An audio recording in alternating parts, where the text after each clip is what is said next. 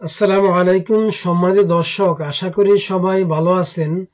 দেশে এবং প্রবাসে যে যেখান থেকে দেখছেন সকলের সুস্বাস্থ্য কামনা করে আজকের পর্বটি শুরু করছি। অনেকেই প্রশ্ন করেন সঞ্চয়পত্র কিনলে ভালো হবে নাকি এফডিআর করলে ভালো হবে। আগে আপনাদেরকে সঞ্চয়পত্র ও এফডিআর সম্পর্কে জানতে হবে। সঞ্চয়পত্র আর এফডিআর এর মধ্যে মূল পার্থক্য কি। আগে জানবো এফডি আর কি। আপনার টাকাটা আপনি যখন ব্যাংকে রাখেন এবং ব্যাংক এই টাকাটা তার নিজস্ব প্রয়োজনে ব্যবহার করে, প্রয়োজনে কাস্টমারকে এই টাকা লোন দিবে এবং ব্যাংকই আপনাকে একটা নির্দিষ্ট রেটে বা একটি নির্দিষ্ট হারে সুদ দিবে বা মুনাফা দিবে। এবার জানবো সঞ্চয়পত্র সম্পর্কে। বাংলাদেশ সরকার তার বিভিন্ন উন্নয়নমূলক কাজ বা বিভিন্ন প্রজেক্টগুলো বাস্তবায়ন করার জন্য দেশের ভিতরে জনগণ থেকে যখন ধার বা লোন নেয় সেটাকে সঞ্চয়পত্র বলা হয়। সরকার এই টাকাটা ফেরত দেওয়ার জন্য দায়বদ্ধ থাকে এবং সরকার টাকাটা ব্যবহার করে। সরকার এই টাকাটার সুদ দেয়, তাই সঞ্চয়পত্রের লাভের পরিমাণ একটু বেশি। আমরা যদি লাভ দেখি, সঞ্চয়পত্র 11 থেকে 12% পর্যন্ত প্রফিট পাওয়া যায়, কিন্তু এফডিআর এর ক্ষেত্রে সঞ্চয়পত্রের চেয়ে লাভ কম। এফডিআর 7 থেকে 8% পর্যন্ত লাভ দিয়ে থাকে। তাই লাভের দিক বিবেচনা করলে সঞ্চয়পত্র এফডিআর থেকে এগিয়ে রয়েছে। এরপর যে বিষয়ে কথা বলবো সেটি হলো ঋণের সুবিধা। ব্যাংকগুলোতে এফডিআর করলে আপনি এফডিআর ব্যাংকের কাছে বন্ধক রেখে আপনি 80 থেকে 90% পর্যন্ত লোন নিতে পারবেন। 2 লক্ষ টাকার একটা এফডিআর করলেন কোনো ব্যাংকে, তার কিছুদিন পর আপনার 1-1.5 লক্ষ টাকার প্রয়োজন হলো, তখন আপনি ওই এফডিআর এর কাগজপত্র দিয়ে সেটা ব্যাংকে বন্ধক রেখে ব্যাংক থেকে আপনি 2 লক্ষ টাকার বিপরীতে 1.5 লক্ষ টাকা থেকে 1,90,000 টাকা পর্যন্ত লোন নিতে পারবেন। সঞ্চয়পত্র যদি আপনি বিনিয়োগ করেন তাহলে সঞ্চয়পত্রের এই টাকাটা ব্যাংকে বা সরকারের ঘরে জমা দিয়ে আপনার কোনো লোন নেওয়ার সুযোগ নেই। আপনি এই দিক বিবেচনা করলে আপনি সঞ্চয়পত্র থেকে এফডিআর এর ঋণের এই সুবিধাটি পাচ্ছেন। আপনারা যারা ব্যবসা করেন বা চাকরি করেন সবাই জানেন প্রতি বছর আমাদেরকে আয়কর রিটার্ন বা ইনকাম ট্যাক্স রিটার্ন জমা দিতে হয়। আমাদের প্রত্যেকের আয়ের উপর সরকারকে ট্যাক্স দিতে হয়। আপনি যখন সঞ্চয়পত্র ক্রয় করবেন, সেই সঞ্চয়পত্রে বিনিয়োগের কারণে সরকার কিন্তু আপনাকে ট্যাক্সে ছাড় দিয়েছে। সাধারণত 10 থেকে 15% আপনাকে ট্যাক্স কম দিতে হবে। যদি আপনি সঞ্চয়পত্রে বিনিয়োগ করেন তাহলে আপনি এই সুবিধাটি পাবেন, কিন্তু আপনি যদি এফডিআর করেন তাহলে আপনি এই সুবিধাটি পাবেন না। কিন্তু ব্যাংকে ডিপিএস করলে কর সুবিধা পাওয়া যায়। আপনি যদি এফডিআর করেন তাহলে আপনি এই সুবিধাটি পাবেন না।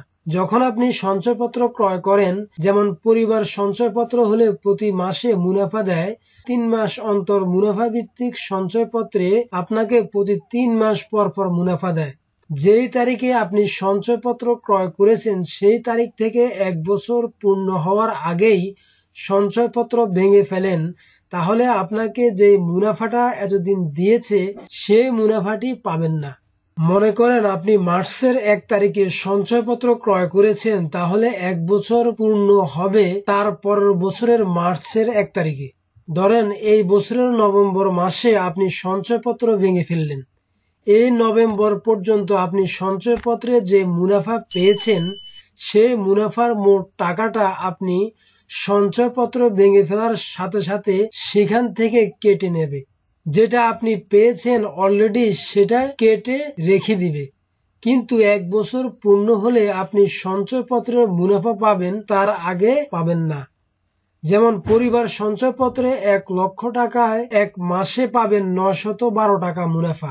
যদি আপনি 5 লাখ টাকার সঞ্চয়পত্র ক্রয় করেন, যদি 1 বছর পূর্ণ হয় তাহলে পাবেন 912 টাকা, এবং 1 বছর পূর্ণ হওয়ার আগে আপনি সঞ্চয়পত্র ভেঙে ফেলেন তাহলে মুনাফা কম পাবেন।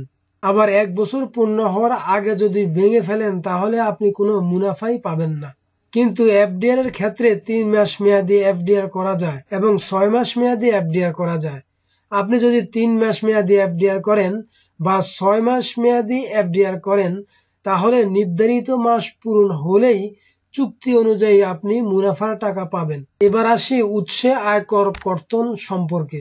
আপনি যদি 5 লক্ষ টাকা পর্যন্ত সঞ্চয়পত্র ক্রয় করেন তাহলে উৎসে আয়কর মাত্র 5% কাটা হয়, আর 5 লক্ষ টাকার বেশি সঞ্চয়পত্র ক্রয় করলে আপনাকে 10% উৎসে কর দিতে হবে। বাকি মুনাফা আপনার অ্যাকাউন্টে জমা হবে।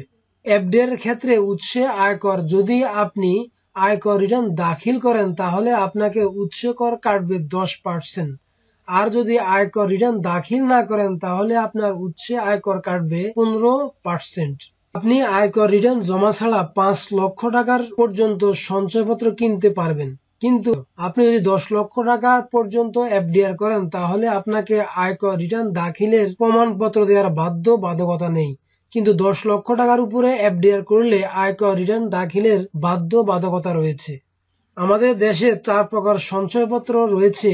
একজন ব্যক্তি একটি জাতীয় পরিচয় পত্রের বিপরীতে সর্বোচ্চ 50 লক্ষ টাকার সঞ্চয়পত্র কিনতে পারে, কিন্তু এফডিআর এর ক্ষেত্রে কোনো লিমিটেশন নেই। আপনার যত টাকা পারেন আপনি বিনিয়োগ করতে পারবেন। আপনি সঞ্চয়পত্র কিনেছেন মেয়াদ শেষ হলে, কিন্তু সঞ্চয়পত্র নতুন করে আপনাকে কিনতে হয়। সঞ্চয়পত্রে একবার বিনিয়োগ করলে এটা অটোমেটিক রিনিউ হয় না। এফডিআর এর ক্ষেত্রে এই সমস্যা নেই। আপনি যখন 3 মাস বা 6 মাস মেয়াদে একটি এফডিআর করবেন, এফডিআর মেয়াদ শেষ হলে আপনি যদি টাকা উত্তোলন না করেন তাহলে আপনাকে ব্যাংকে যাওয়া লাগবে না বা আপনার নতুন কোনো স্বাক্ষর করার প্রয়োজন পড়বে না। আপনি ফোন করে বললেই সুদ সহ আপনার এফডিআর অটো রিনিউয়াল হয়ে যাবে। এই দিক বিবেচনা করে এফডিআর অনেকটা এগিয়ে আছে।